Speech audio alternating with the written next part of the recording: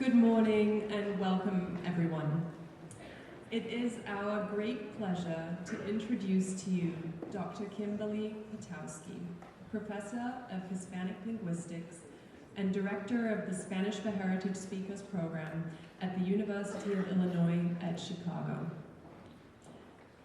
The planning for Kim's visit was a community effort, and we would like to thank our colleagues in the Spanish and Linguistics Department, International Studies, Latin American Studies, the Humanities Initiative, the Faculty Center, and Wise College House for their generous support. Thank you also to the Common Hour Committee, and especially Candace Roper, and our pizza volunteers. Namaste. Dr. Potowski is a game changer. A strong proponent of bilingual education, Dr. Potowski's work is driven by a commitment to elevate minoritized languages and promote multilingualism in the United States. Her research focuses on U.S. Spanish and the relationship between language, identity, and heritage. And she is well known in her field for speaking out against the misrepresentation, stereotyping, and stigmatization of Latinx communities. As a Fulbright scholar, Dr. Potowski studied the linguistic and educational experiences of U.S.-raised Mexican youth whose families had returned to Mexico. She's given presentations at over 100 institutions nationwide and has authored and edited over 12 books, including the Handbook of Spanish as a Heritage Language, Mexican Spanish and Identity in Chicago, and El Español de los Estados Unidos. Dr. Potowski has also written Spanish textbooks, including Gramática Española, Variación Social, Conversaciones Escritas, and Dicho y Hecho. And as a fun note, sparked an intense debate on Amazon with a passionate defense of the dignity and validity of U.S. Spanish. Her advocacy for the value of dual language education in promoting bilingualism and academic achievement was the focus of her 2013 TED Talk, No Child Left Monolingual, a version of which she will be giving today. Here's how Dr. Potowski describes her talk. The U.S. has always been a linguistically diverse nation, but the overall climate usually discourages and sometimes outright discriminates against the use of non-English languages. The grandchildren of immigrants often don't speak their grandparents' language anymore, which squanders the wonderful resource of hundreds of non-English languages spoken in communities across the U.S. In addition, overall, we don't do a great job of teaching foreign languages to monolingual English speakers. This talk explores several myths about languages in the U.S. and presents arguments and strategies that favor promoting multilingualism among our population.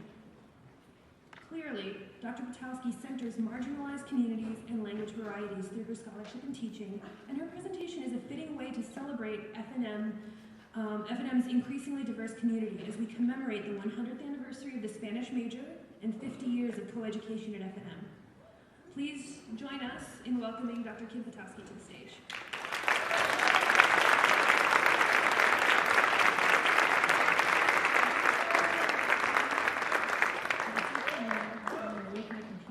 It doesn't have as much caffeine as I have.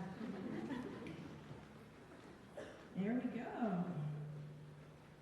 All right, well, thanks everybody for coming out, and thank you for that lovely introduction, and I would like to echo all the thanks that Katie had, thanking everybody who has made this possible today, including the Common Hour community for bringing me out here today. So as my colleagues have mentioned, I'm going to be talking about languages in the United States. But before I do that, I kind of want to bring it back and have us take a world view. So, how many human beings are there on the planet?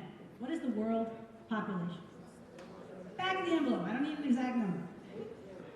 About 8 billion? Does that sound right? 7.7. 7.7. Did you just like look that up on your phone? There is an app that you can go to, the World Population Count, I think .org. And it's a little bit disconcerting. You can see the number change like birth, death, right? But I just checked it before this talk, and here was the number, 7.7 billion. So yeah, everybody was more or less correct. That's a lot of people running around on the planet. Now, if you had to guess, what proportion of them do you think are bilingual or multilingual? 60? 50? Feel like an auctioneer. Do I hear 80? 20? Okay. The answer is we don't know. We don't know for sure. But we have folks like Francois Grosjean, who's devoted his career to this, and they estimate that it's between 50 to 70% of the planet is bilingual or multilingual people. So today we're going to use a rather conservative number. We're going to say 60. Okay, so every time I say, what percent of the planet did we say was bilingual? You're going to say 60%, right. Now, what about the United States? What proportion of the United States speaks a language other than English? I want you to raise your hand if you think it's between 0 and 25%, like super low. Okay, look around, see how many hands are up. That's a lot of hands. Okay, put your hands down. Raise your hand if you think it's got to be more like 26 to 50. Look around. That's an equal number of hands. Okay, who think it's 26 to 50% of this country? Is there anybody who thinks, we got to be like the rest of the world? We were probably 51 to 75. We're in that range. There's a really hopeful hand right over there. Okay. Is anybody? There's another one. Is anybody delusional enough to think it's 76 to 100? Nobody. Okay. The answer again is we don't know. We don't know what proportion of people in the United States are bilingual. I think what we do know is what the American Community Survey asks on the census. Now, if you notice, this question says, does this person speak a language other than English at home? Now, does that tap into our nation's bilingualism? Not entirely, because you might be, an Italian speaker, but you don't speak it at home, right? So the fact that you speak a language other than English will not be captured by this question. Furthermore, the ACS asks, how well does this person who speaks a language other than English speak English? Now, what if you said, no, I don't speak any English at all. I speak Italian, I don't speak English. Does that mean you're monolingual in Italian? No. You may speak Italian and Gujarati, right? You may be bilingual, but this question does not capture. So this isn't perfect, okay? But it's all we got. And the last time we asked this question, drum roll please, the proportion of people in the United States who said they spoke a language other than English, 21.6. So, no cheating. Raise your hand if you answered that it was 0 to 25. Raise your hands. Okay. We're not going to applaud you, and we're not going to be happy that you were correct, because this is, in my opinion, very sad. This is a sad state of affairs, and I think we could do a lot better as a nation.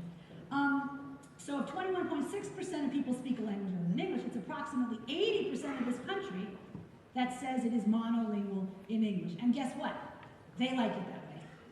A lot of that 80% does not want to hear when they make a phone call, o prima dos para español.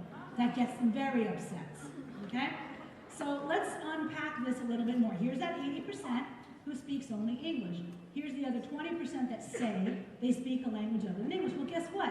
Half of them say, I do speak a language other than English, but I don't speak it that well. They themselves feel that their language abilities are not that strong. So it's really only 10% that say they speak a language other than English. Let's go ahead and take this, and there they are.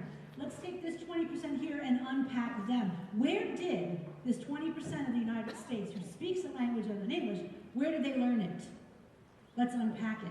75.5% of them learned it in their home, as children with their parents, leaving 16% who learned it at school. So what's 16% of 10%?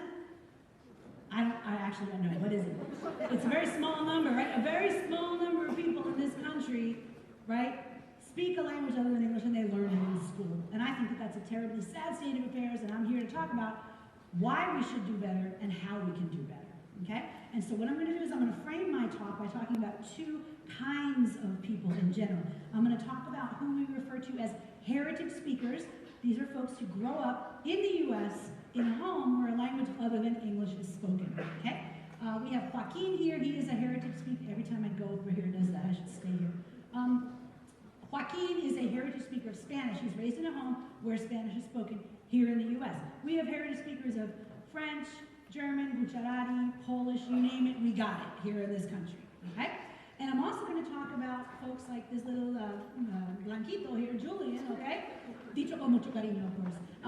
Somebody who is monolingual in English. I'm going to talk about both kinds of children. Now, what happens to a kid like Joaquin?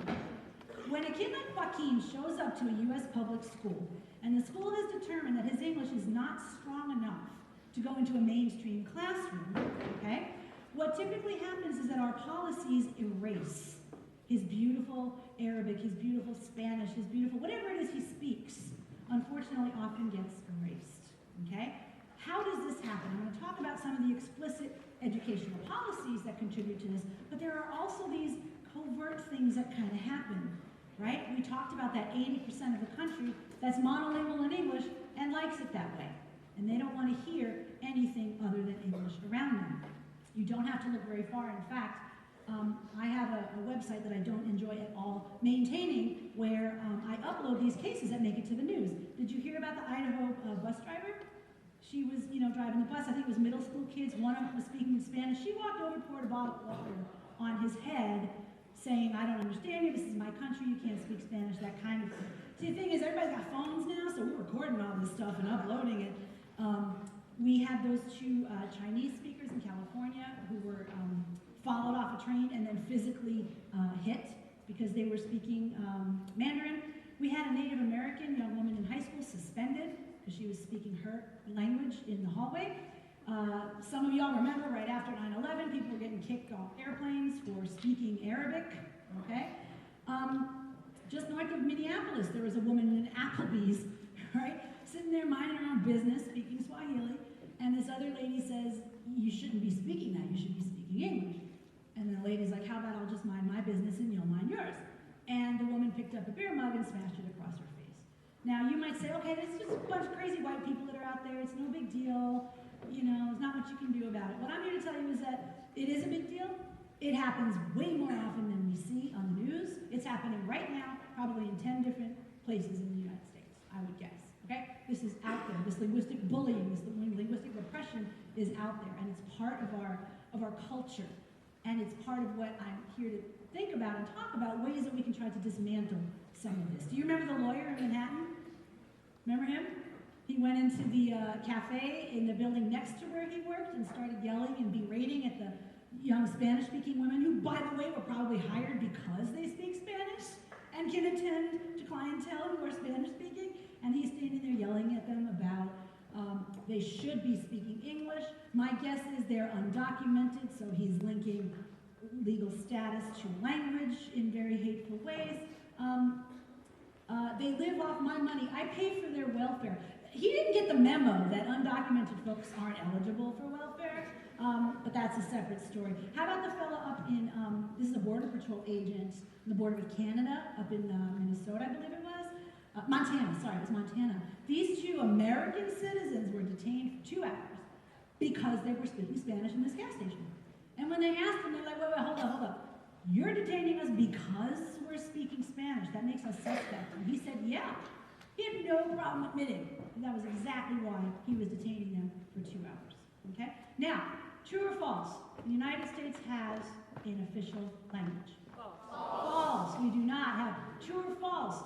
Of the 50 states, there are a number that do have official English or only legislation. True. How many states have this? And is Pennsylvania one of them? It is 31 states that have official English, and I am happy to let you know that Pennsylvania is not one of them. Good for you, Pennsylvania. Yes, applause for Pennsylvania. Very nice. Now, when I point this out, I'm not saying that I'm anti-English, or I think English is a bad idea. I hope by the end of this talk you'll see that's absolutely not true. I'm very much in favor of everybody learning English so that we can communicate. But why official English? Why do we push people to forget or lose or abandon their heritage languages? Is that the price of admission? Is that required to learn English? In fact, I hope to convince you, if you're not already, that when you allow a kid to study through their heritage language, they actually will learn English better. Okay? Anyway, you'll notice that 4 of these states are actually turquoise. They're what I call the awesome states. So the ones that are in blue do have an official English legislation. Louisiana has 2. So it's officially English plus another language. Do you know what that language is? French. Okay? What about New Mexico? This is a hard one. It's English and Spanish.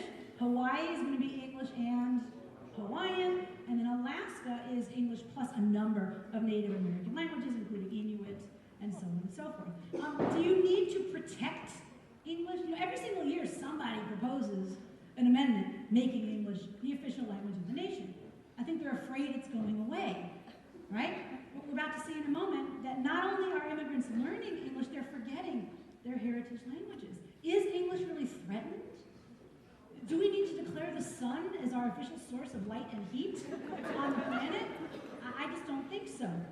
Because what we've been seeing since the inception of this nation is intergenerational language shift. So you have someone, let's imagine she's from Mexico, she comes here and she's monolingual in Spanish, okay? Let's say she gets here when she's 22, all right? Monolingual in Spanish. Will she learn English during her life? Perhaps. She very likely wants to. There are very few immigrants who sit around going, I don't need to learn English, it's not important. This doesn't happen, okay? What might contribute to whether she learns English as well as she would like to or not? Maybe she's working 19 hours a day.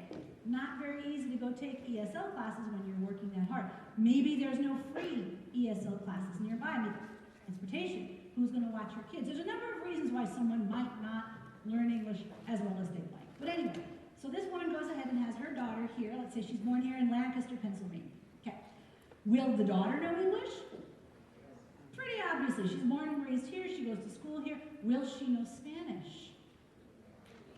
Maybe. And there's a lot of things that go into that. Maybe. If she's the firstborn child, it's very likely that she will, because that's all her parents speak to her, right?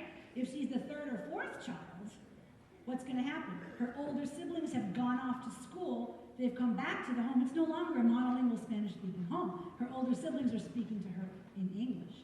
What else might contribute to her level of Spanish? Did she spend every summer allá en Mexico en el rancho con los abuelos? Right? Did she attend a dual language school? There's a number of things that will contribute to her Spanish. Okay, so she grows up, she has her daughter. This is now the granddaughter of the original lady who immigrated. The granddaughter will know English, of course, she's born and raised here. Will she know Spanish? The granddaughter. Is it very likely that, is it possible that she won't know any at all? That happens all the time. You know, I had a close relationship with my grandparents. Raise your hand if you had a fairly close relationship with your grandparents. Can you imagine not being able to communicate with them at all? That's devastating, right? And that's what happens. That's the force in this country that is separating families. In fact, I've heard of Vietnamese-speaking communities in California where the parents, you know, they're out working 26 hours a day. They're not home speaking Vietnamese to their children. Their children are going to schools in English. Parents can't communicate with their own kids. And as a parent myself, I just can't think of anything more devastating than that. That is the force of this linguistic assimilation that is in this country. Now, here's another force that happens. You will often hear, if I had a nickel for every time, okay, a well-meaning, perhaps, and I don't mean to suggest that some of these people aren't very well-intended.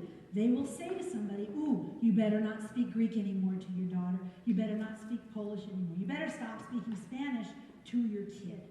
Now, why might somebody, again, who maybe isn't xenophobic and racist and a jerk, okay, why might they say this? Well, some of them, I think, are concerned that that child won't learn English as quickly as their peers. And this is absolutely, there's no evidence that supports this idea. And I'm going to give you just one study that is counter-evidence to this idea. A couple hundred families up in Boston, all Spanish-speaking, okay?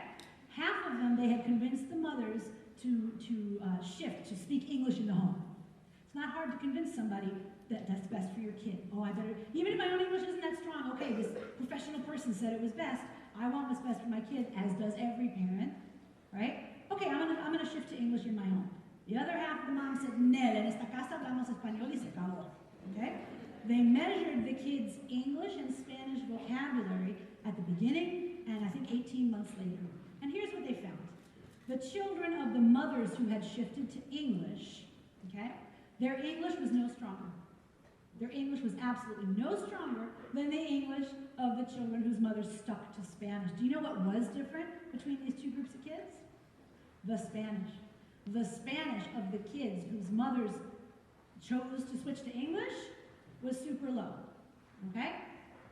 So you thought you were improving your kids' English and you didn't, and you threw their Spanish under the bus, right? So was that a really good choice to make, right? Now, I'm not saying if you want to speak English at home with your children, go right ahead, but let that be your decision. Don't let any professional person right? Whether it be a pediatrician. P.S. Pediatricians are not linguists. Yeah, I don't run around giving you advice about your gastrointestinal disorders, and if I did, you'd probably ignore me, right? We should ignore the linguistic advice of non-linguists, okay? Just because you speak a language don't make you an expert in language, okay? So if you want to speak English at home, absolutely, but don't let anybody convince you that that's the best thing to do, because it's not. Another motivation, I think, that drives people to say, oh, you better stop speaking Spanish to your kid, is that they're afraid the kid will become confused, right? Let's go back to the beginning. What percent of this human population on this planet did we say is bilingual? Do you think 60% of humans are confused? Okay, I'm not talking about, we can talk about that, the ones who are later. We got a lot to talk about, but honestly, any math majors out there? Math? All right, who's good at math? Who's better at math than me? That's everybody.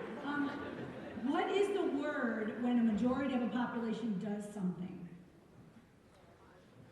The majority. There's another word which is the norm, right? It is the norm. When 60 to 65% of the population does something, that's the norm. That tells me that it's normal for the human brain to be bilingual. That tells me that human brains are meant to be bilingual. That tells me that people like me who were raised monolingually, we're the weirdos, okay? And I'm not wagging fingers at those of us who were raised monolingually. When you look at what's going on in this country, it's to be expected, right? But that doesn't mean that it's normal for a human brain, okay? Spiders weave webs, birds fly, humans learn multiple languages. It's what we do, okay? I think some people actually mistake for confusion a very common linguistic practice when their kids mix language. Raise your hand if you've ever heard, or you yourself have mixed languages. You were talking in one, y luego cambiaste a otra lengua, sometimes you don't even know you're doing it. Right, okay. Does anybody know the fancy word for mixing languages? Code switching, very good. This is the fancy linguistic term, and guess what? Code switching follows linguistic rules. It is not random mishmash. You cannot say something like, ella went to la store y she compró. I can't even do it. Like nobody speaks that way. Code switching follows actual rules. And guess what? If you're going to code switch, it means that you have strong levels of syntax in both languages. Si tu inglés es muy débil, no lo vas a hacer, and if your Spanish is very weak, tampoco lo vas a hacer. So if you're code switching, it means that both are strong.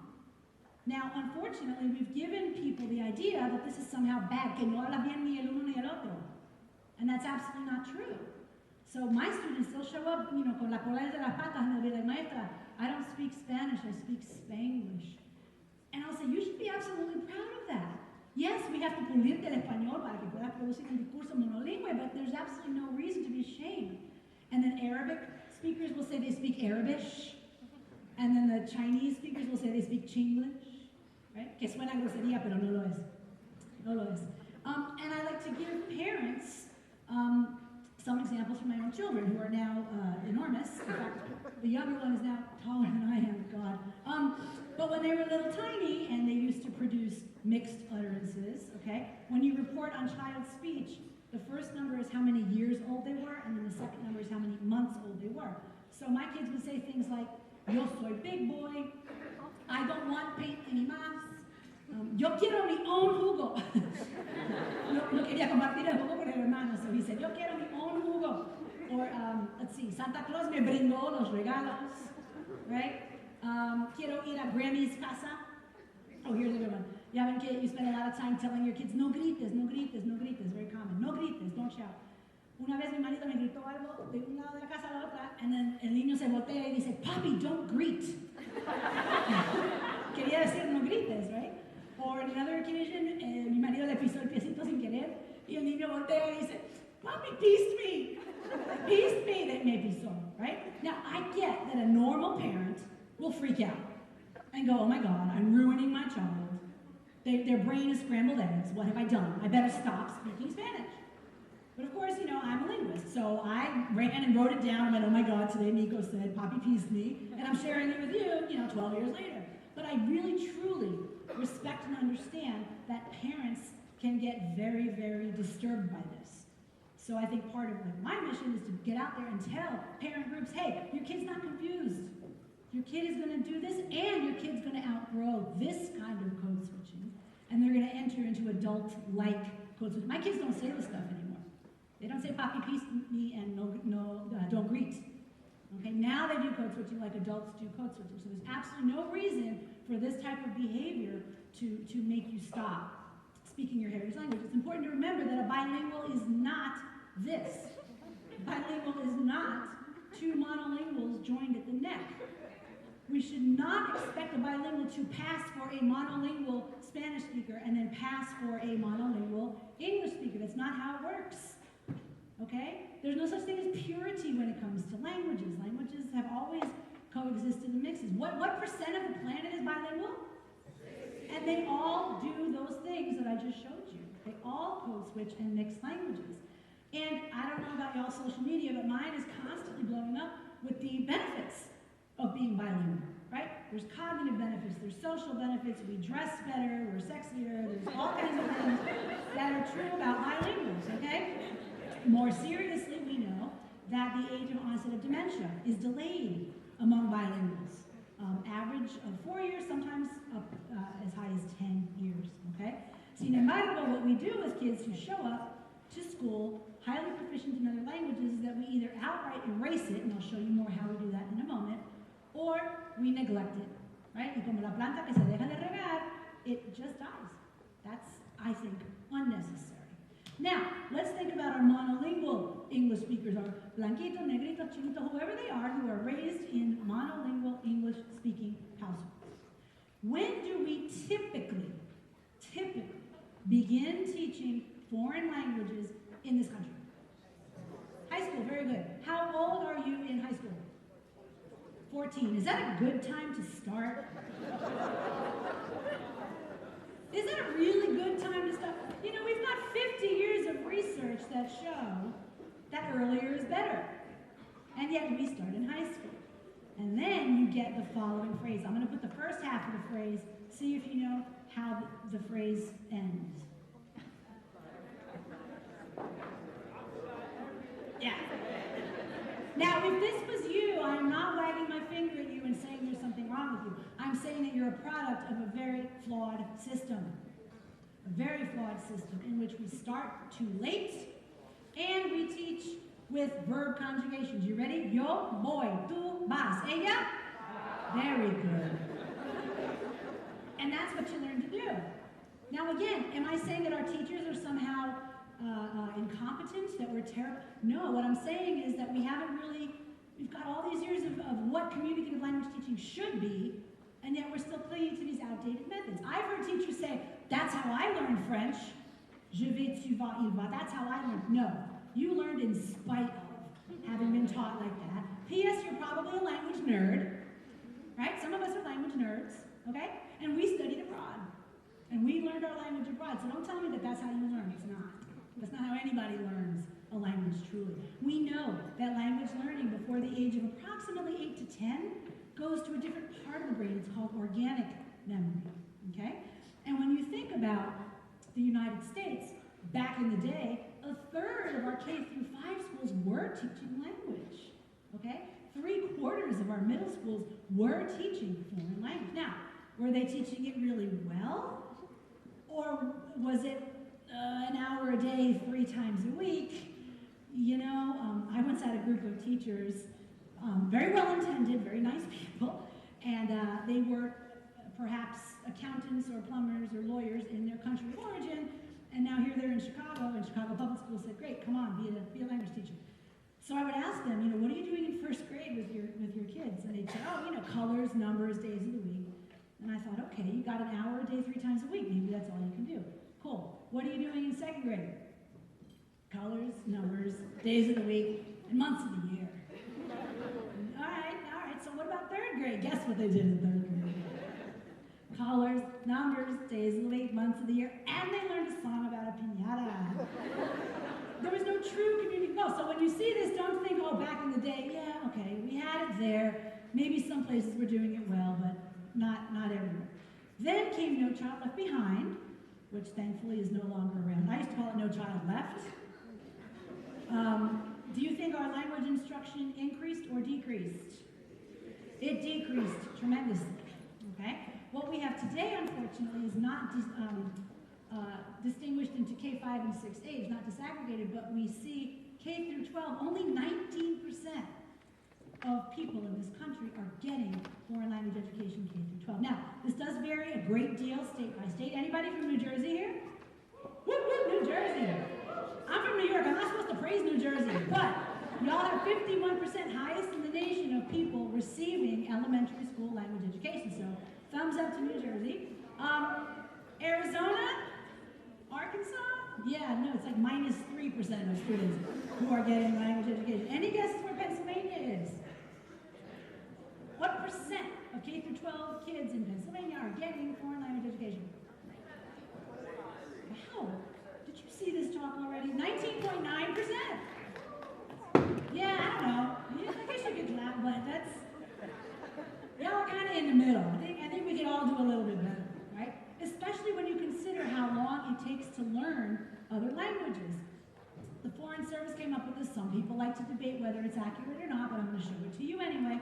The languages that are considered, quote, closely related to English take about 600 hours to get basic proficiency. So, if you learned French, Spanish, Italian, Portuguese, Romanian, Danish, Norwegian, Swedish, Dutch, Afrikaans, German, or Indonesian, you're at approximately 600 hours.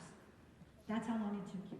Okay, type 2 languages are, quote, significantly different. Please raise your hand if you speak Russian, Polish, Hungarian, Turkish, Hebrew, or Croatian. Nice. Very nice. Okay, that's over 1,000 hours to, ask what a master is. That's a lot of hours of language. And then we have category 3, which are, quote, forget about it languages.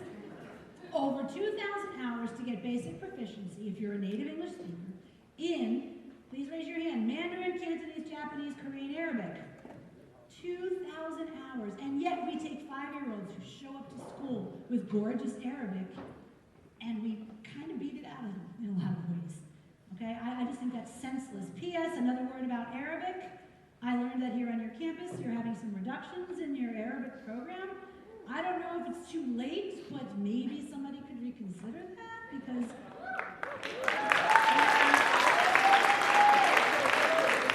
this is what the U.S. government calls a critical language.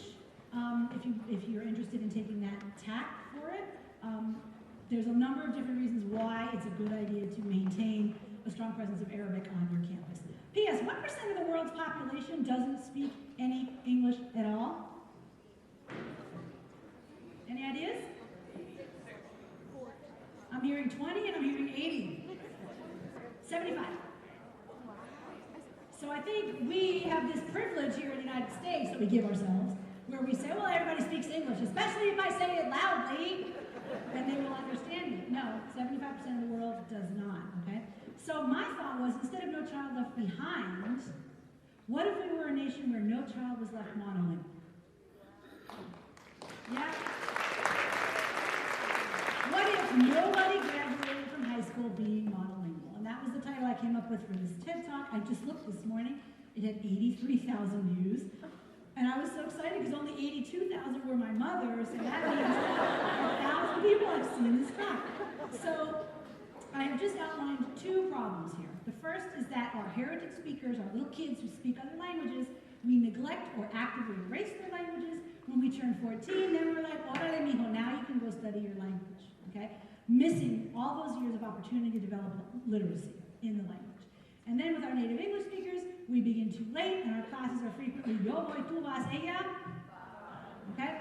Not a lot of things in this life have a magic word answer. This happens to have one, and it is called dual language education. And I'm going to conclude by describing these programs to you and hope to get you to drink the Kool-Aid that we need dual language education all over the country. So, let me back up for a second, and let's think again about that kid, Joaquin. Remember him? He shows up, he speaks Spanish, and he still needs to learn English. This country, in 1975, decided that it is illegal to take a kid like Joaquin and throw him into the all-English kindergarten and say good luck. That is illegal, okay? We must provide some type of support for him. The Supreme Court did not say what that support has to look like. It just said you have to do something, and it's under equal access to education. Like, if the kid doesn't understand, they're not getting equal access. So, here are the 3 things that the United States does. Door Joaquin with a program that's all in English, not a syllable of Spanish is used, okay? But he is given some kind of support in the form of ESL, and ESL stands for English as a Second Language, okay? Door number 2 is what's called bilingual education. Do you see I have quotes around the word bilingual? It's because there's nothing bilingual about it. I'll tell you why in a second. In these programs, 25% of the day is taught in this case Spanish, but it could be whatever the non-English language is, okay? And it only goes up through 3rd grade. By that time, that kid is expected to be able to function all in English in the mainstream classroom, okay? That's why I say de bilingüe no tiene nada. There's nothing bilingual about it. They use Spanish as a crutch, right? Just until that kid can, you know, more or less function. Boom, take the crutch away and good luck. What happens to that kid's Spanish after he transitions out of the bilingual program? Nobody cares. Nobody looks at it, right? Maybe he maintains it, maybe he doesn't. Nobody cares. That's why I say this is not, there's nothing bilingual about this, right? The goal is not bilingualism. The goal is English monolingualism, okay? And then door number 3 is the awesome one. It's dual, some people call it two-way immersion. These schools teach 50 to 90% of the day in Spanish. My kids were in a school that was 80% of the day in Spanish. And check it out, it goes all the way up through 8th grade. Sometimes you can even get it through high school, okay? Furthermore, these schools are not only for kids like Joaquin who need to learn English, they're for the blanquitos like Julian, whose parents said, you know what? We don't want to wait till he's 14 and put him in yo voy, tú vas, ella va Spanish. We want this kid to really learn. We're not going to be able to help him with his homework, right? Like that is the level of their, you know, they're really, I think it's pretty woke on their part, right? They want their kid to learn. Now, some school districts have seen all the research that I'm about to show you. They're super down, they want this program, but it's the Spanish-speaking parents who are opposed, right? The English-speaking families, they're down with it. You know why? Because their kids are not at any risk. Their English isn't going anywhere.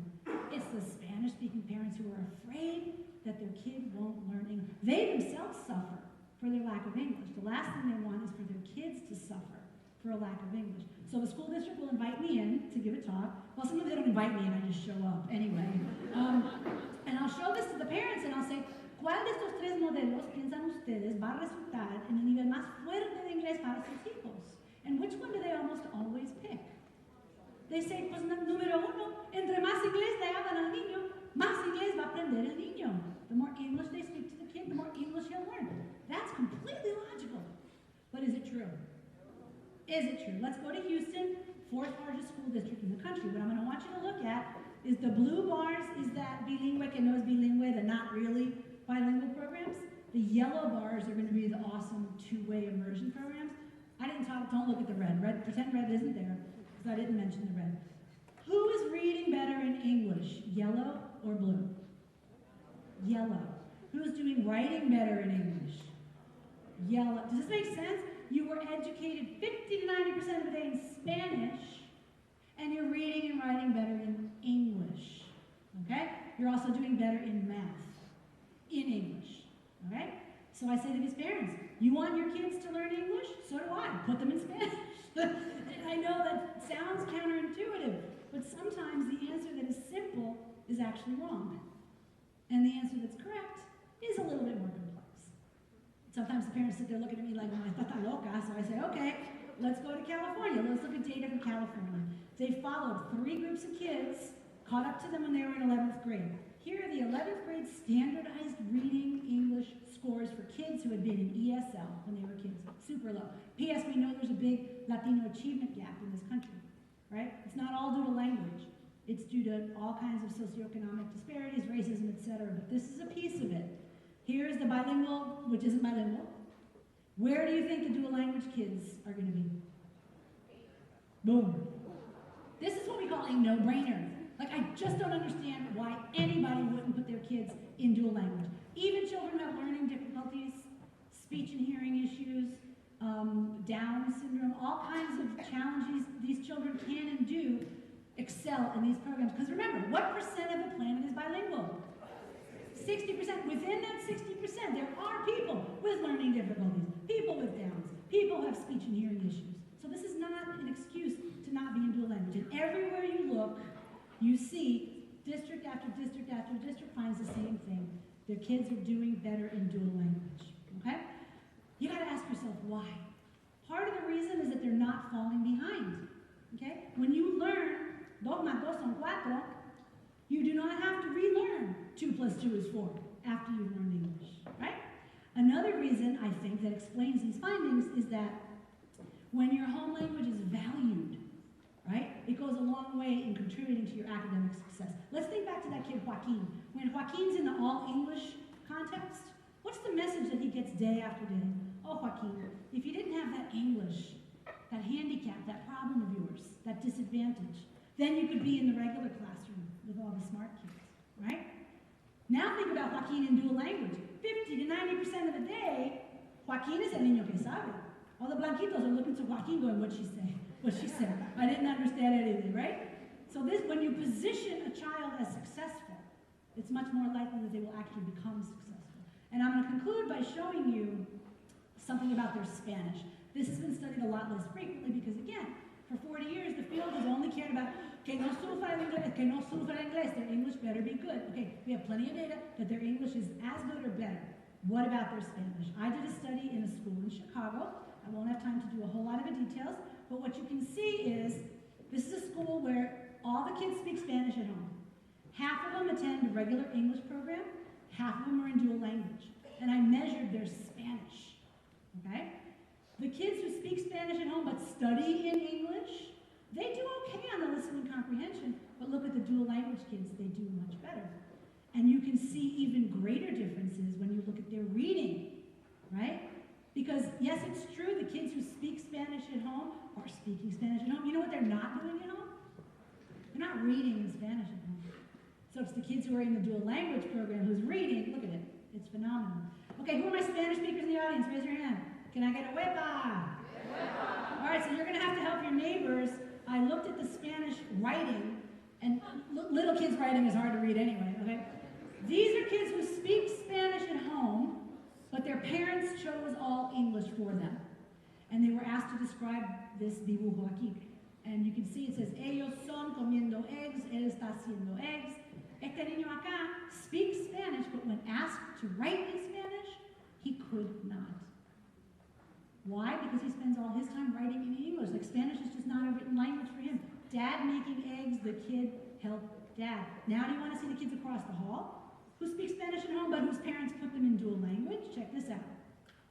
Los niños están limpiando y la mamá es tomando chocolate y, bueno, se le fue la onda aquí al niño.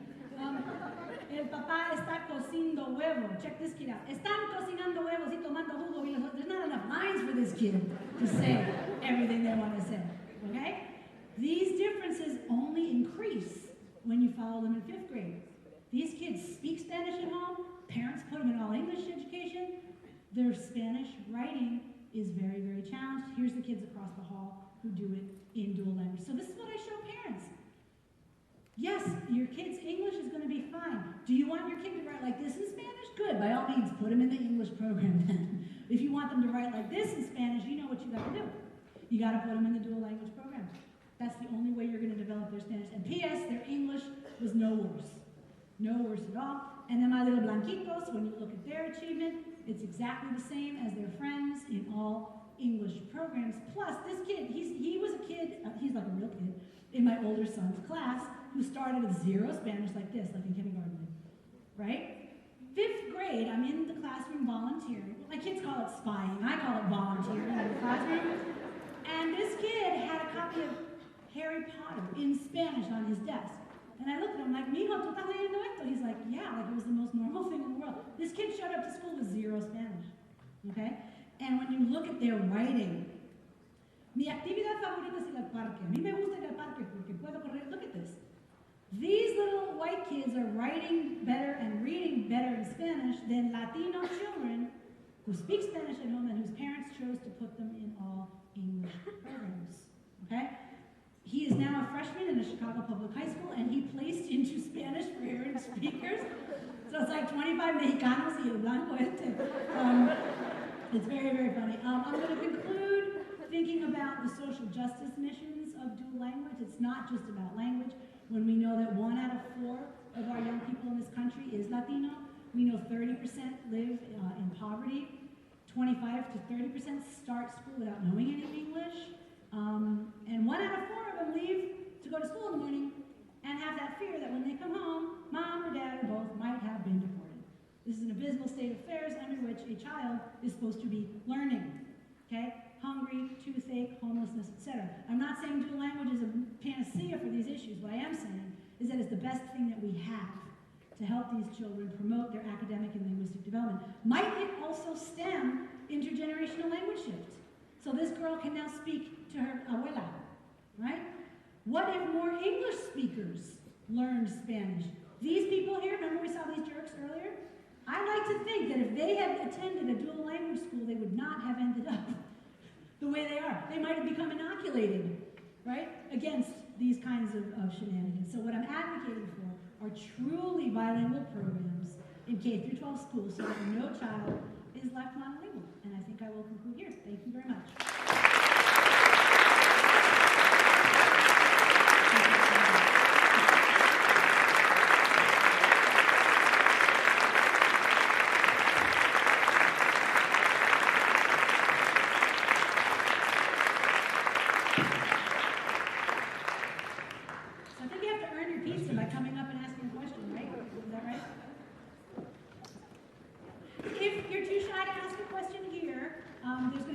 After with more food, so come to that. Yes? Hi, I'm Marina. I'm a junior. I'm a neuroscience major and a German language minor. And I, like many people, took Spanish for 4 years in high school. Don't remember anything of it. But after 4 semesters, 2 years of German here as completely new language, at the end of my education, I was able to comprehend books that were for like older children. And as I started this new language, I was further away from that like critical language learning, but I was still acquiring more of a language skill in college versus high school. So what are your thoughts on the differences between high school and college, like language education? I don't think we can really say in general terms, high school language education is this and college education is that. You could have a stellar, well-trained, knows what they're doing high school teacher and a terrible college teacher, or vice versa. So I really don't know how to answer that. I'm glad we were able to recuperate some of the German that you had been exposed to. That's a good thing. The good news about college is that you can go abroad more easily than in high school. So that's an important piece to the puzzle. Thank you. Yeah. Hi, I'm Jamie. I'm a senior and a Spanish and sociology major. And I'm also going to be teaching in an elementary school next year. And I'm curious, to what extent are these programs already being implemented, and what do you see as next steps? Do you see it in a public school realm? What access do students have to this already? Thank you for that question, because I forgot to mention the majority of these schools are public. These are not fancy pants private schools. Okay, they're public schools, the majority of them. We don't know how many there are. I'm here to tell you about all the things we don't know. We don't know how many dual language programs there are. Unofficial estimates place it between 1,000 and 2,000 around the country. No matter how many it is, I can tell you it's not enough. 93% of them do operate in Spanish.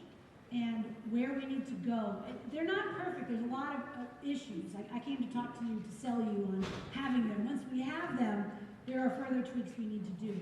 We need to be sure that the teachers are properly trained, right? I can think of a few things that are harder than a group of 25, 30. Half of them are learning Spanish, half of them are learning English, and I have to keep their attention, I have to keep their language learning needs in check. I have to have proficient academic language in both languages, and I have to teach them about volcanoes. And the number of schools that prepare you to do that well, college teacher prep programs, are few and far between. So that's one issue to look out for. Another issue to look out for is what has been called the gentrification of dual language programs. In areas that have a lot of middle to upper class white families, you unfortunately sometimes see these programs being hijacked by these vocal and participatory parents, and then the Latino children's needs are not at the forefront where they should be. So those are two issues that I would underscore. Thank you. Hi, I'm Pablo Jerez, I'm a professor of biology. So you demonstrated the benefits of the dual language program children's heritage language. And I think it's pretty obvious in communities that are majority Latinos that would be Spanish. But my question is, what happens in communities where there are many heritage language? Which one you choose to be the dual language? Is it Spanish? Will the Arabic speakers lose their Arabic because they're learning Spanish and English? Or, you know, that is an excellent question, and it's my least favorite question because it's hard to answer. Los Angeles Unified School District's 99 different languages are spoken, so which one do you put there? If you gave me enough money, I would solve that problem for you. Give me a sliver of the defense budget, and then we'll talk. A more immediate answer, so I see this in Chicago a lot with Polish-speaking families. We did just start our very first Polish dual language program, but there are a lot of Polish-speaking families who live in areas that are not close to that Polish dual language school. So they end up putting their kid in the Spanish dual program, and then the kid ends up trilingual, which isn't a bad thing either. But ideally, more to your point, I would love for there to be that option for everybody. Is it feasible? I don't know, but give me enough money and I'll see how close I get.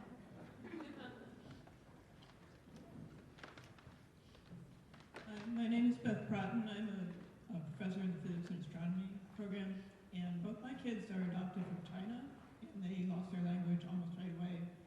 But language is something I've been thinking about a lot. We've been trying to give them some Chinese, but there's no immersion programs around here. Right. However, our school district is a wealthy suburban school district adjacent to Lancaster, and they did have a Spanish immersion program, but a very small one, just one classroom. I was very disappointed to learn that they, shortly before my children started in on the program, they put exclusions on it. They started a procedure where people had to have their kindergartners tested to see if they were proficient enough to be able to participate in this program. And the bar for proficiency was quite high. We had our children in Montessori school, and all of the children from Montessori school who, in our year, who were tested to get the permission for a lottery ticket for it, were deemed not proficient enough. In which language, sorry? They were deemed as kindergartners to not be proficient enough to In participate. what?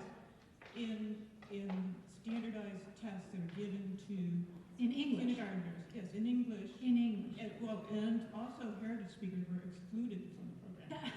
I've heard of this before. I can think of nothing The more reason that ridiculous. the township was concerned about this was because when the students started in on the standardized testing required by the state in third grade, they were all scoring too low for the school district to be comfortable with that. And so they started this procedure. So my question is, how many of those programs that went in that you measured the metrics for have restrictions like this in place? Yeah, I think that's ludicrous. It happened in Tucson recently. The Tucson Board of Ed, I think for very similar reasons, said if you're not proficient enough in Spanish and in English, then you can't enter the program. That's what the program's for. Like, there should be absolutely zero, unless you're trying to enter the program in third grade. This restriction was not, they did not test language, they tested smartness. Yeah, no, I think that's ridiculous. I don't think that's, no. I'm absolutely 1,000%, what's the word, opposed to that? No, that's not how these programs should work at all. You're asking me how many programs do that? To my knowledge, they're few and far between, and those that do it, don't run around shouting it because the rest of the community will come down on them. Yes, well, and parents are put in a difficult position because they're being told their kids are not smart enough. Yeah, that's... Which of course, but are there any remedies for parents? It strikes me as somewhat unconstitutional. Go to the State Board of Ed, maybe? Maybe when we get somebody decent at the U.S. level in the Department of Ed. Sorry, we can go there. Sorry, not sorry. No, I think that's absolutely antithetical to what these programs are seeking to do. Especially when you think about the fact that they were initially meant to empower and assist, right? Latino children who are typically lower performing on these tests for a number of reasons. That is just, you've just disturbed me on so many levels. That's just really wrong, and I would love to, if you want to email me, like, talk about this some more. I've heard here and there about different methods of exclusion. I heard of a school in North Carolina, a colleague of mine, her children's school was not allowing African American children in because they didn't have standard English. Humans being what we are, I mean, we will find ways to be exclusionary and to be jerks, no matter how well-intended our programs might be. So my short answer to you is I think that's absolutely wrong. I think you'll find plenty of research and advocacy to support your position, and if you wanted to do something about it, I could help you think of venues. Thank you so much. Yeah. So we'll go here and then we'll go here? Yeah? Okay. Hi, my name is Ashley. So one thing that this whole presentation really reminded me of was my great grandmother, and she comes straight from Puerto Rico. And I just want to say thank you really much, because this is something that I don't really get to see, especially from my home. I'm from New York City, so my mom was always afraid of this, but she's able to talk English and Spanish for the simple fact that she had me at young, so she had to go through a lot of jobs that required English. So she kind of was forced to talk both languages, and it's always been my dream to talk to my great grandmother very fluently, but unfortunately she had passed away not too long ago.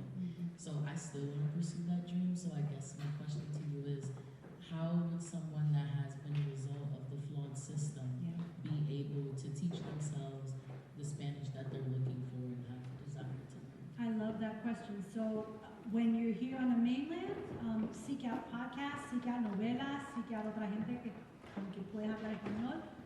The chances that you can get back to Puerto Rico, who by the way needs your dollars very much right now, go over there. Try to do a semester abroad, do a year abroad, do whatever you can over there, speaking Spanish as much as you possibly can. Definitely. Te deseo mucha suerte. Thank you.